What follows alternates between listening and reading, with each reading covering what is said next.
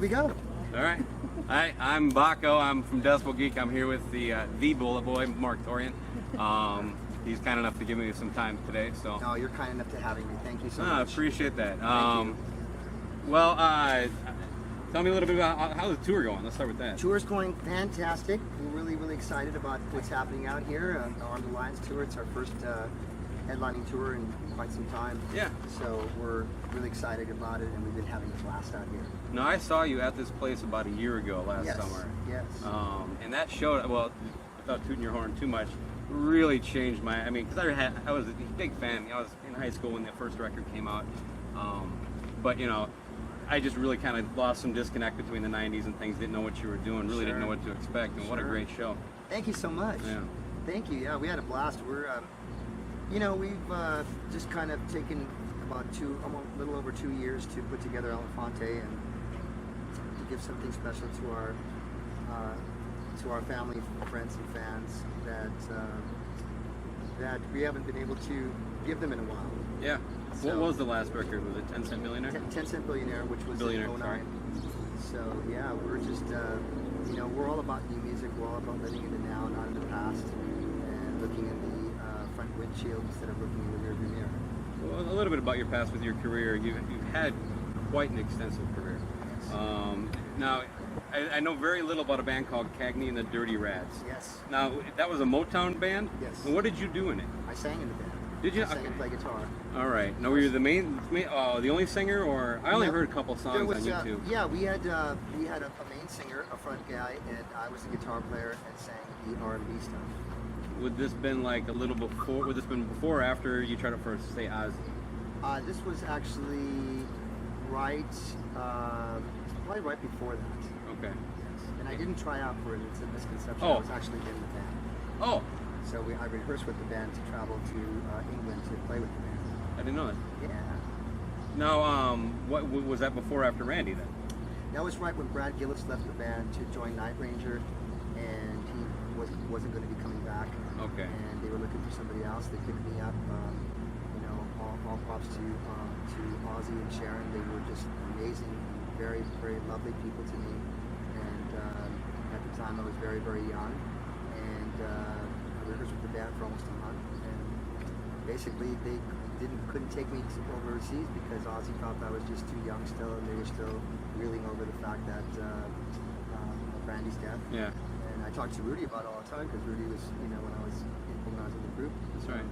Rudy was there, and Rudy was always so loving and kind to me, showing me the ropes. But he was going through the same thing Ozzy and Sharon were going through. They're still reeling from this awful premature death of the Great Randy Rhoads. So when I came in, I came into mixed reviews, because he was this young kid trying to come in and show what he could do, and I was very fortunate. Were you able to play a show or not? Or? No. Okay. So it was just, you were up there, and then they made the decision kind of after. Yeah, I think they went with Bernie Torme in England when they went over there, and Sharon had called my house and my parents and explained the situation to them. Okay. Yeah, I just love them to death, though. They gave me an huge opportunity that the kid from Montebello only dreams about, and I love them with all my heart because they discovered that Ozzy was always a discoverer of talent, and that that I was in that mix was. You're not wrong too. Sorry? You're not wrong when you say that about Ozzy. He's just look at the guitar players he's had. Yeah, the fact that you're just kind of in that. It's a huge group to be lumped in, I guess. That's no, absolutely, very blessed to be. Yeah. Now, what would have been next? Were you in King Cobra for a while, or? Well, after that was Rat. Okay. I joined Rat and worked with them for a while. As a singer or a guitar player? As a guitar player. Okay. I wrote one of their first hit songs, "You Think You're Tough," with Robin and Steven. Okay. So did a lot of shows with them in LA and around the LA basin. So I was actually the new young guy then. So I'm playing with some older cats, but I didn't Very really. cool. Yeah, it was a tough one in there. Me and myself and Steven and Robin. Steven kind of took me under his wing. He's always one of those kind of cats. He really believed in my talent. Wanted me to play in the band, and after being with Ozzy fell apart, he said, "You need to come play with us and be a Rat." Other forget that. I was just like, wow, this is going to be so great. So when I started working with them, and it was awesome. Other than one of the guys in the band that gave me quite a hard time when I was young, and his name will remain nameless. But the hard time that he gave me and the tough love that he gave me actually opened up my ears to a lot of different musics that maybe that I wouldn't have listened to at the time. So even though it was tough love musically that opened up my ears. So it was a double-edged sword. Sure, and let's just skip to the BulletBoys at this point.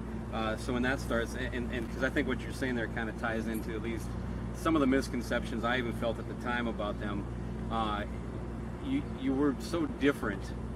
It was hard to categorize. I almost think, from my view, that it was almost like the end of the 70s might have been a better time for you. Yeah, I think you're right. Just to how they categorized you, because the closest thing that you got lumped in with the Rats, who were a great band too, and Poison, things of that nature. Right.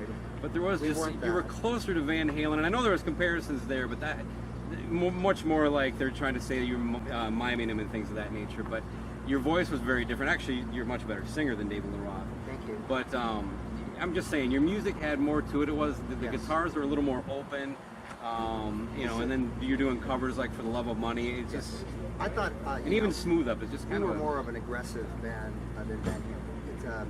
It's more of a, we had my musical backgrounds were and still are very varied, from jazz to R&B to rock to punk rock music, classical, just it goes on and on and on. I was very fortunate that I grew up with my mother and father who are extremely musical, who are musicians, and we had music around our house all the time, sending me to piano lessons and stuff, but I would never do that. I picked the guitar on my own and just kind of self-taught myself. Why didn't you play more guitar like in the BulletBoys at the beginning? I don't think that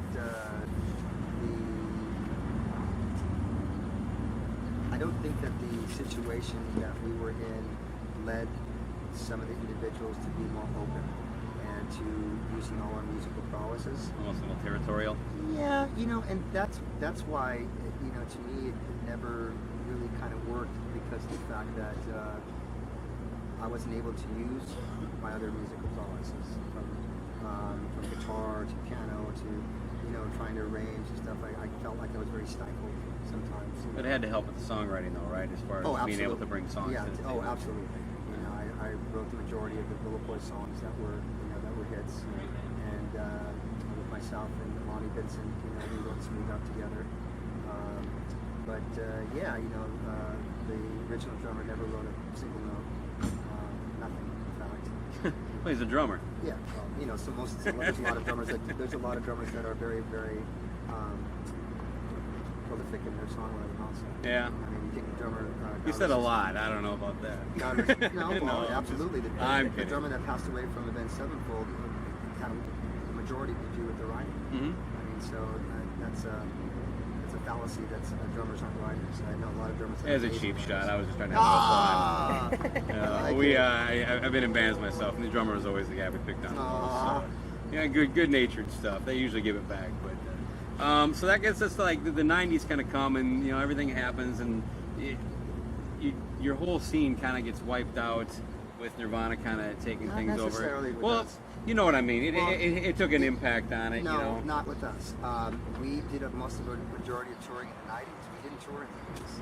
So when grunge was around, we were still out there touring. We were playing with a lot of different bands from the 90s. So we kind of like were that exception to the rule as far as touring. We were never. But Zaza was probably not really given the push it would have maybe a year earlier. No, I don't think it was. I think that maybe people went on vacation. I don't know, but.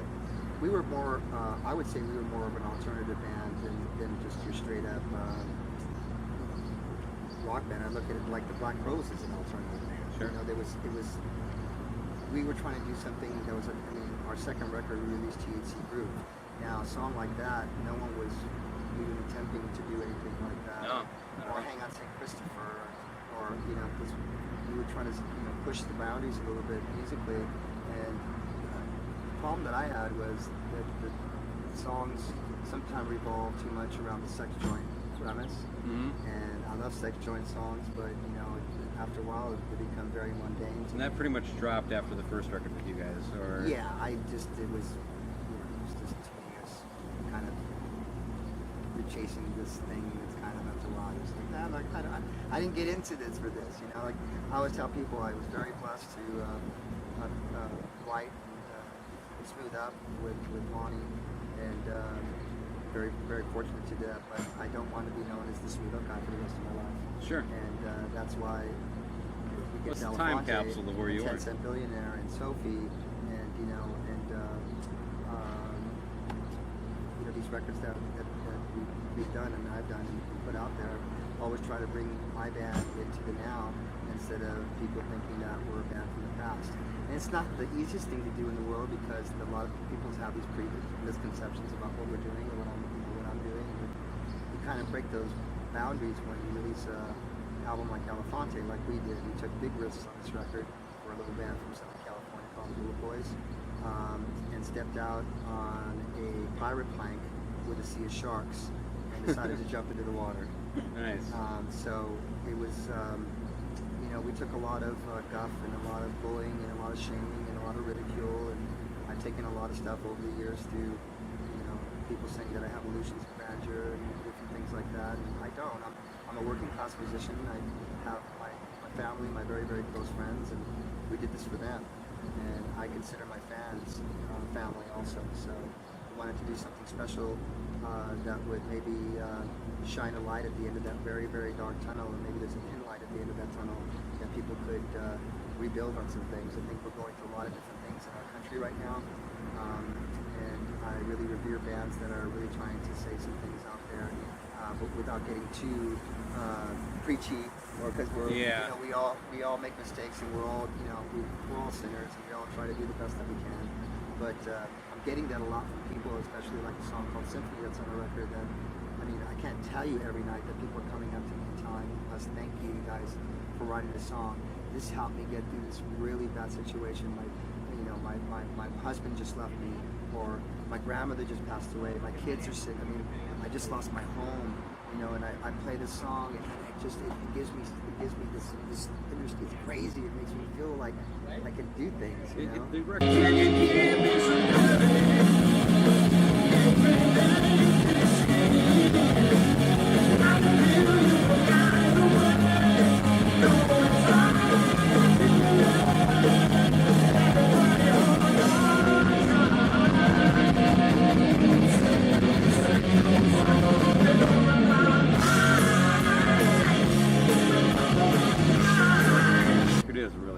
Thank you. You know, but when you get stuff like that, you're just, it's so, I hate to use this word, but that's the only one I can think of. It's a really massively humbling experience, as you don't know how people are going to react to your music, and you know, for all intents and purposes, that we're getting any type of accolades at all is just is unbelievable. I haven't heard one bad thing. No, we haven't either. So it's in this day and age to get that, yeah. You know, it's pretty like, it's well, brilliant. You touched a little bit on that. I reviewed the record for Decibel Geek, and I actually commented in there that you know, after seeing you live and then hearing that record, you know, in about a year's time, it really flipped my opinion of everything. It actually just brought me to where you were, I guess is a better way to put it. I really feel that you get an undue share of shit sometimes, because, you know, you're not my boss. We're not friends. Right. We don't hang out. No. What you owe me is a good record and a good show. And in those two instances, that's where you're delivered. So it seems like a lot of this other stuff, coming from people who know you no better than I do, Right. It almost is mean-spirited, I guess. It's one thing to be constructive and open-minded, but why do you think that you've been a little bit more of a target? That's not even really fair to say, because plenty of people do. The internet gets a lot of, you know, people out there that can say things, but it does seem that, like, just because, you know, I want you to be kind of over the top. I want you to, I don't care if you have delusions of grandeur. I don't want you to be so down to earth that you're gonna like turn your back and be like, well, do you really want me to play another song?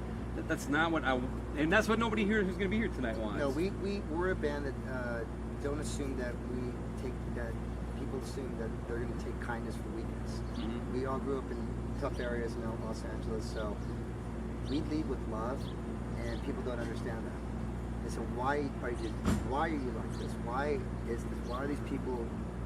What's the deal? Why are they so? What's going on? What it is that we really care about music and what we're doing, and I do take a lot of heat for it because there's been some things that I've said in the past that actually were supposed to happen that actually didn't manifest. Well, so is Gene Simmons. I was told, through my agents and the people around me that this was going to happen. So, we're excited. We say, hey, this is going to happen, and blah, blah, blah, and then things don't happen.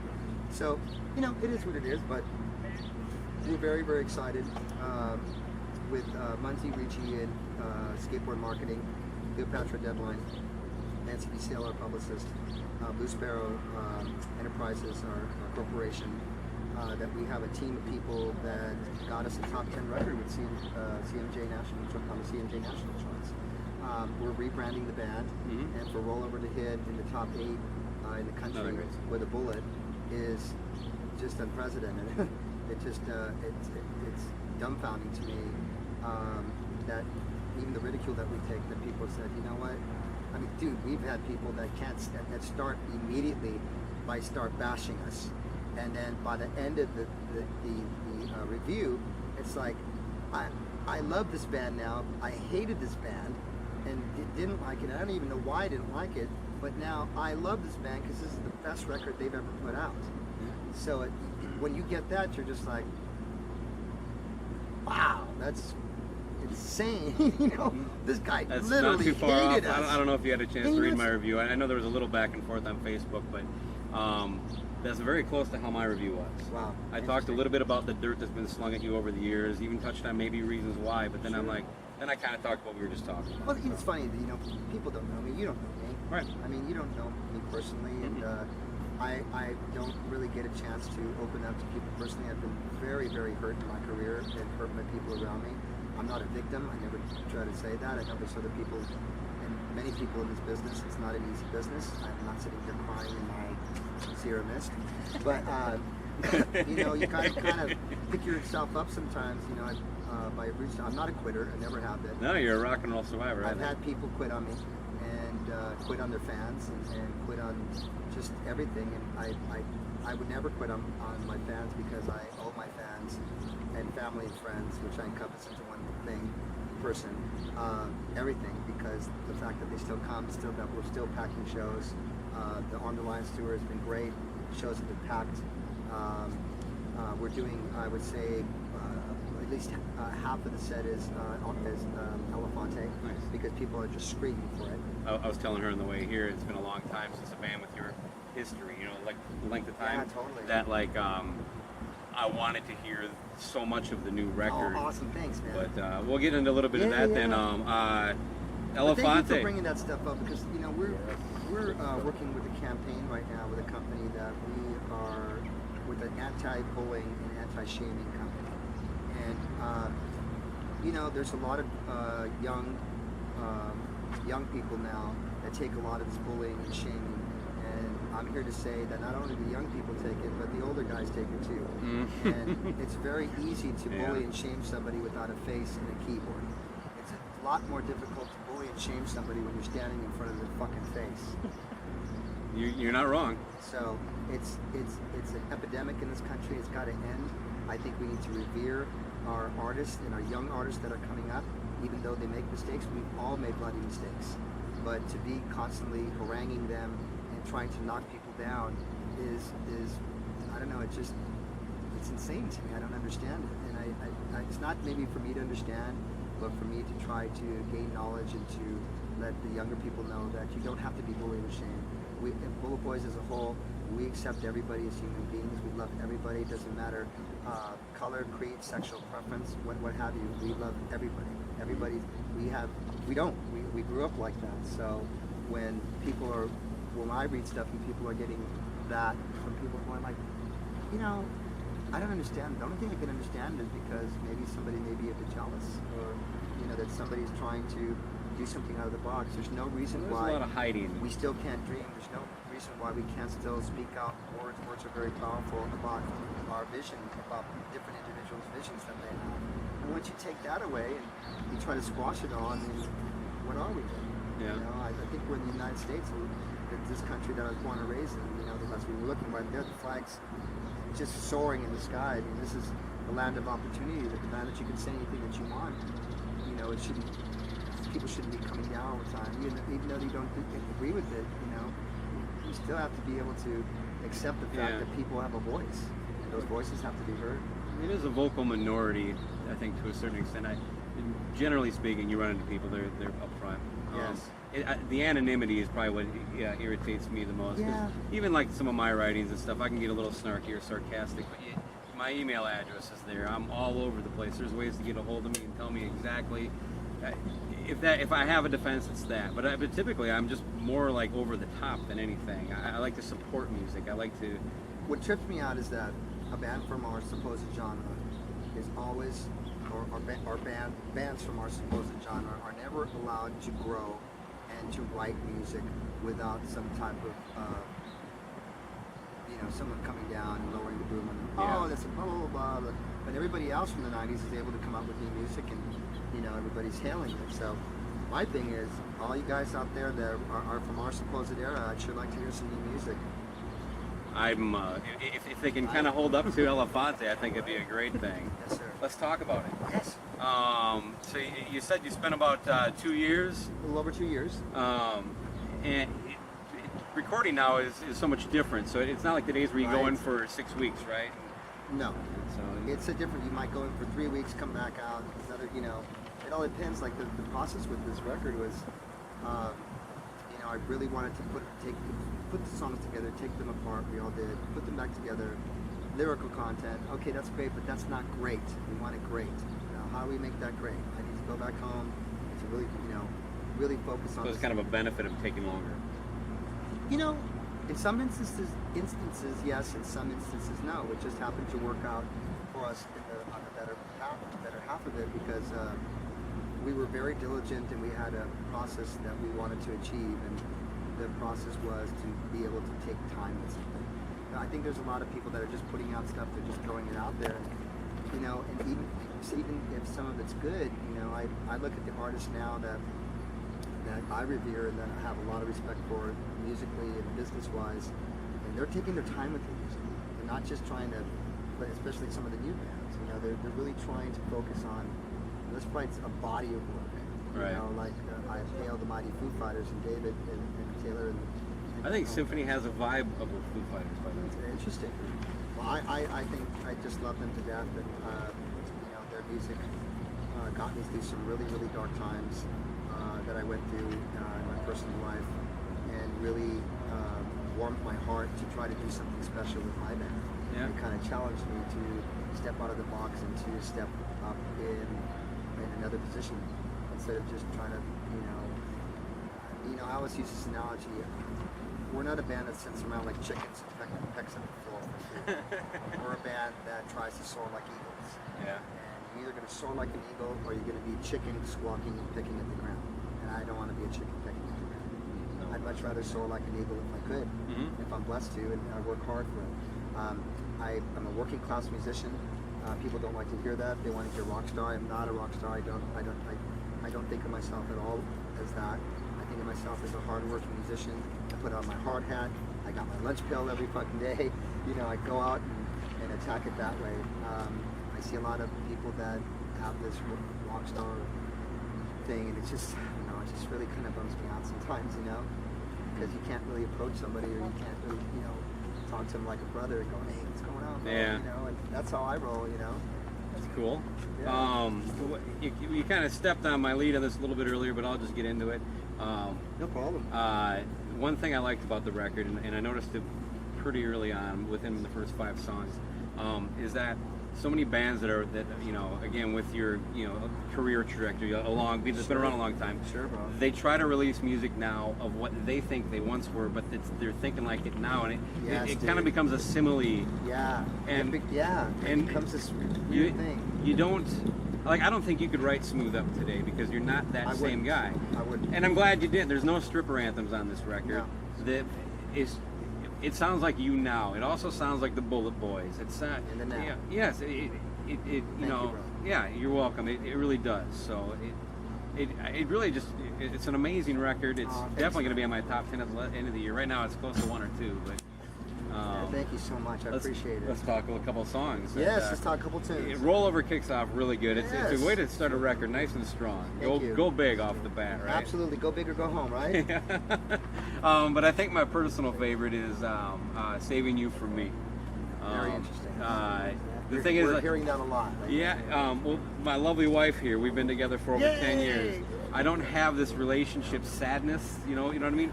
But I listened to that song and I related to, even though I'm not in it, it still took me to it, you know what I mean? We've all been through breakups, and that's a very strong message to send. Thank you. To be able to sell it with the emotion, you know what I mean? I went through some very bad personal experience with. Was it related to your divorce? That was Yes. my guess. Okay. Sure. All right. Yeah, that's a great way to get out and get through some of that stuff. I don't like to say. I mean, I get a lot of questions of, well, what does this mean? I've always, my whole career, I want to hear what it means to the person that's listening to it, rather than me explaining. What does it mean to you? Yeah, What for are you, those- that's what it's about. But the listener's gonna. I mean, for me, it just reminded me of a couple other bad relationships when I was younger. You know. But I was almost sad listening to it. It was that good. You know what I mean? Thank you. You don't often hear someone say thanks for their song making them sad. But no, you got exactly what I'm saying. It evokes an emotion, and that's what we want.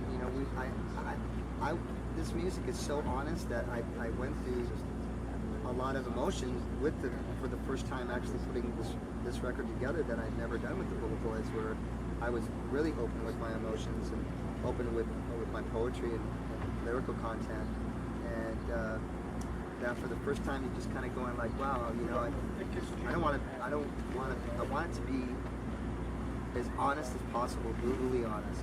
Hey, thanks for sitting with me out here too. It's kind of, I like just hanging out. Oh, when we get nights like this in Minnesota, beautiful. You should come here in the winter. Oh, we have. It's been up to here. It'd be up to our chins right now. Yeah, sometimes, man.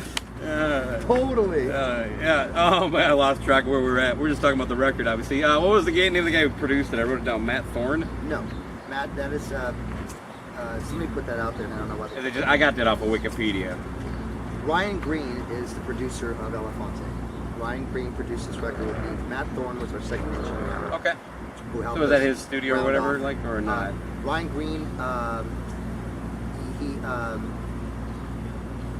Ryan Green's worked on so many different great records. Megadeth. He started Fat Records with Fat Mike from. Oh my gosh, I can't. Just drawing a blank right now. I'm so sorry. From NoFX. Yeah. Oh, yeah. So NoFX Ryan Mike. started that label with Mike, and Ryan's punk rock background is one of the reasons why I want to work with him, and hip hop, and R&B, and rock. He's just a perfect guy to work with. He gave me the opportunity that a lot of producers never gave me, was just to be myself and to try everything I wanted in the studio. And when you get that, when someone gives you that opportunity, you run with it, man. You never get that opportunity from producers. It's always kind of their vision and what they think, and Can be helpful, but sometimes it can hold you back. It was working with the brilliant Ted Templeman most of my career. I've used a lot of what he taught me, and I was able to learn from him on Elephanté. Separation, space, creating space in the songs, and different things that are just musical terminologies, but that maybe some people will go, oh, okay, I don't know what that is, but it's just making a song be able to flow better, where it's not such a linear record where everything just like, okay, well, here's the first song, oh, and then the second song, it all sounds the same, and all of a sudden you're at the end of the record. This record has peaks and it has valleys, and has different content that you wouldn't maybe expect from the BulletBoys. No, I definitely. That's where the. But I still think it still stays sounding. You don't think you're listening to a different band. No. But it is just a new avenue for you guys. So. And I think that's where we're going to be. It started off at 10 Cent Billionaire, how we started just manifesting and reinventing the band and the sound, because in all intents and purposes, it's great to be back in the day to be compared to the same breath of Van Halen, which I still just love, and it's just amazing accolades that were thrown at us at that time. I never took it the wrong way, because I love Edward and Alex, Michael, David. they've been. I think some of it's valid, but some of it not so much. Well, I think it's because I think I had blonde hair and I ran around and was completely out of control. And, but we were more aggressive. But the thing is, it's great to be like, well now here we are, and you go like, wow, okay, well what are a lot of people ask it still. They go, well, so what's going on? And the guys would go right up to, what do you mean what's going on? Haven't you listened to this? It's like, oh right. no, I haven't. You guys got a new record? It's like, so. That goes to what you were saying about, especially in this country, it seems like we don't allow our rock stars to grow old anymore. It's like it ended with like Elton John and Billy Joel. Yeah, I mean, pop music in the '80s used to have people who could play music, and now it's gone. I'll tell you what, I do like. There's a lot of bands that I really, really love right now, and I won't get into it, but there's a band from Australia that they're gigantic right now, and they're 5 Seconds of Summer. Okay. Love those dudes. They wear BulletBoy shirts. They're all into the rock. They have fun with their music. They're very animated on stage. There are good bands. I'm just saying? talking more like the high end, that what fills radio and stuff. Yeah, but I've never followed any of that. I like following the stuff that's kind of cutting edge. And, there's so many great good bands. Point. I mean, not new bands, but new bands also. But there's, I love to listen. I love Volbeat. I love Rise Against. I really love Rival Sons. Rival Sons is a great. I like all those bands. Crowbot. I just went to go see them at the Viper. We're gonna see them next week. They're amazing. Amazing. We band. saw them in May, and I got to meet them and talk to them too. Great guys. Oh yeah, really young, good, sweet guys. Rock and roll. Very talented. The lead singer has great prowess and is the real deal on stage. I love singing that. But there's a band from Canada that Jerry from the Misfits put together. He put together this all gals band called She Demons.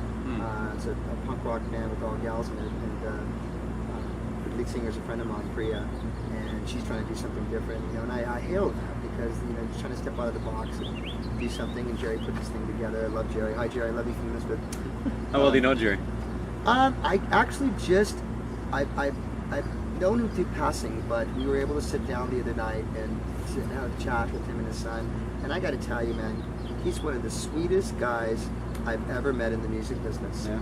The nicest and just full of good, calm and good thoughts. And it was he's just such a really good person, great energy. And his son had great energy. His people around him were really great. Nice. And I seen them play, in OC.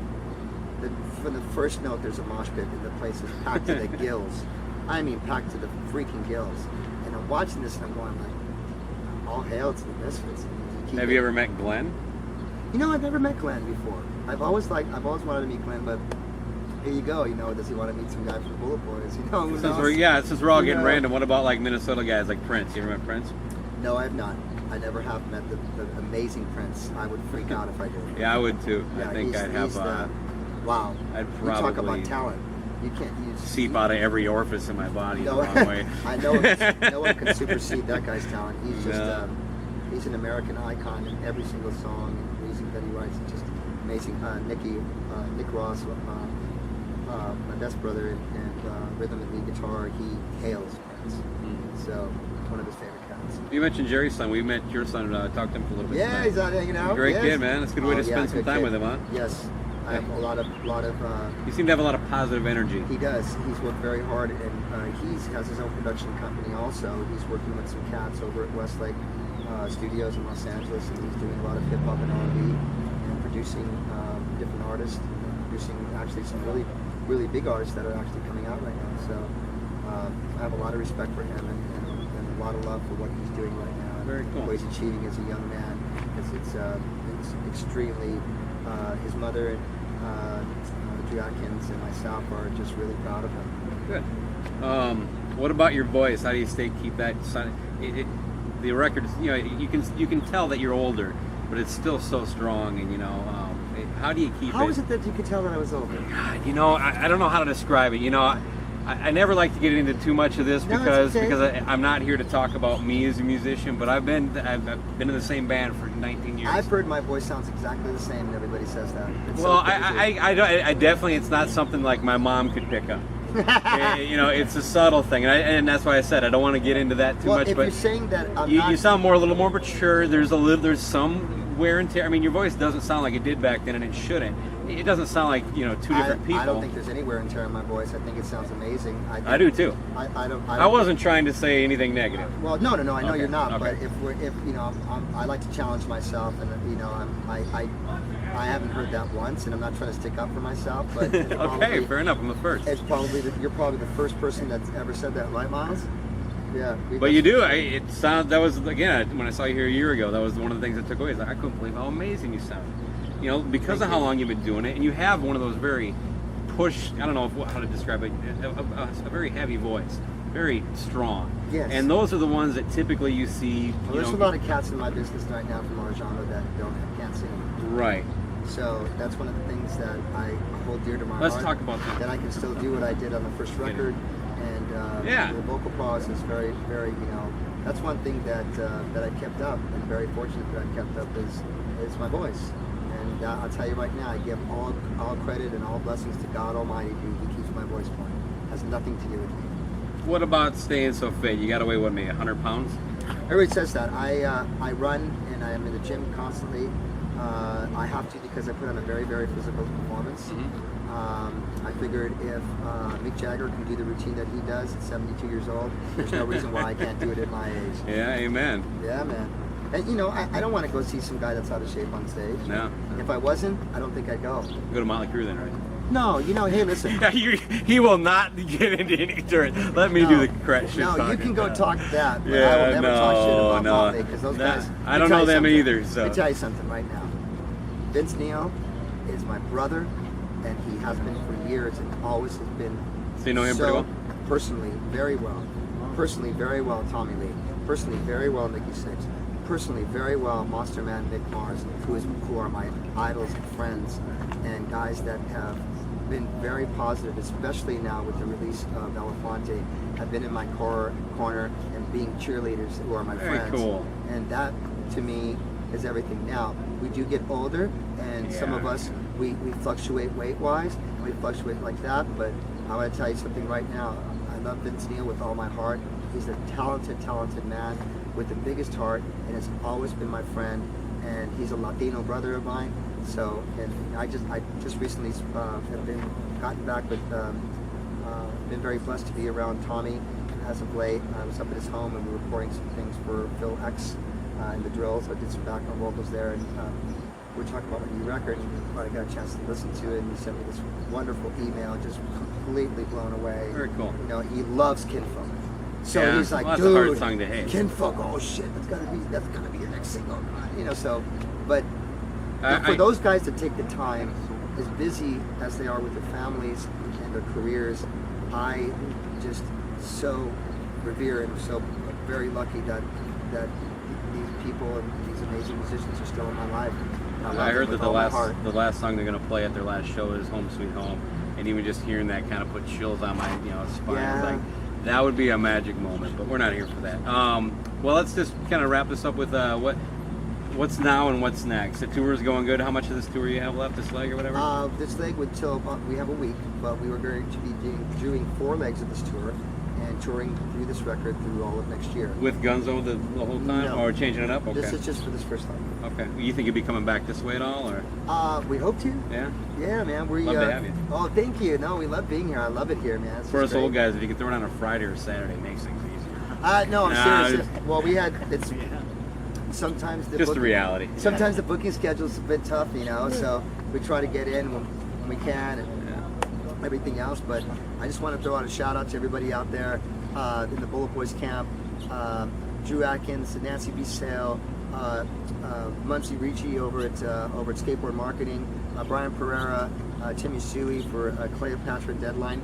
Thank you so much for doing what you're doing for us. It means so much to us. My agent, Chuck Bernal over at Artists Worldwide, thank you for putting us on this great tour and doing what we're doing, and we're still keeping on. And we have more dates. We're doing an extensive tour in November, December, 2 months in Europe. So we're really hoping to get out to Europe and South America because it's just time for us. We have just ridiculous fans out there, and we haven't been out there in about 8 years. So we're coming for Europe. We're coming for Elephanté. I'm telling you, it's going to be off the hook. We're going to have some great bands with us when we tour out there. So I'm really looking to be out there, and really looking forward to playing for all of our wonderful extended families in Europe. Mark, thank you so much for your time, and thank you for keeping me positive. Oh, anytime. You know, that's it's nice that you can just kind of glom onto some positivity from somebody else. So. Thank you, brother. That's what keeps me going. I don't think I would be here if it wasn't for to try to stay positive. You know, sometimes I feel like I try to, you know, sometimes we feel like angels swimming in a sea of devils sometimes. Yeah, sometimes. You know, so I try to keep that. I have to super glue my heart together every morning, and I think we all do at some point, but it keeps me going, and, you know, I have a lot of really great positive people around me, and thank you for saying about the positive. We try to roll with the positive, never with the negative. Well, you are a rock and roll survivor. I mean, if you wanted to look at it from like what makes sense, you can make a pros and cons list, sure. And that cons list would be way bigger, and yet here you are, 30 years still doing it. No, I hear you, bro. You're right. You obviously believe in it, and you're obviously you go through the quagmire, and you know you've come out pretty strong with this last record. And thank you. Like I said, you look great, you sound great. Oh, thank you, man. We're looking forward to the show. Oh, I can't wait. Thank you for having me on my show, on your show, buddy. Yeah. Decibel Geek, watch this, baby. This guy doesn't fart around, man. No, I don't. Some people are going to be disappointed.